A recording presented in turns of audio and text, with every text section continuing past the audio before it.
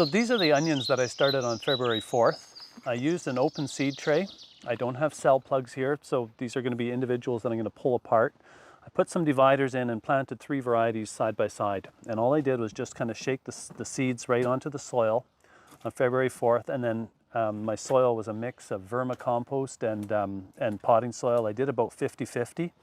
And this is vermicompost that I grew in my own garden, or in my own worm bin. So I've kind of just collected that over the course of the year.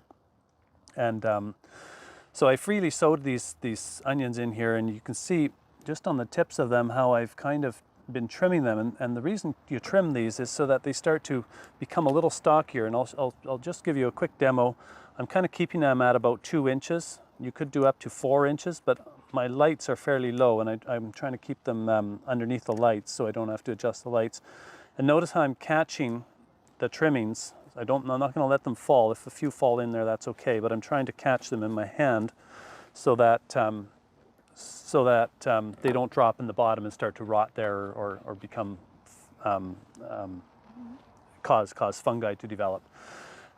Speaking of fungi, I've also keeping my soil fairly dry, and right now it's dry to the touch, and so I'll water well, and then I'll let them dry out in between so that the plants have a chance to really root out into the soil and use up all the moisture that's there. So you develop a strong root system.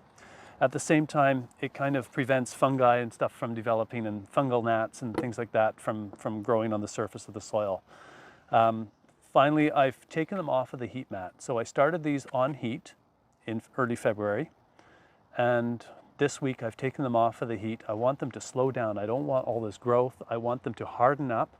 And I've put them in a really sunny windowsill, so they're getting pretty much daylight hours, the same as what they would if they were outdoors.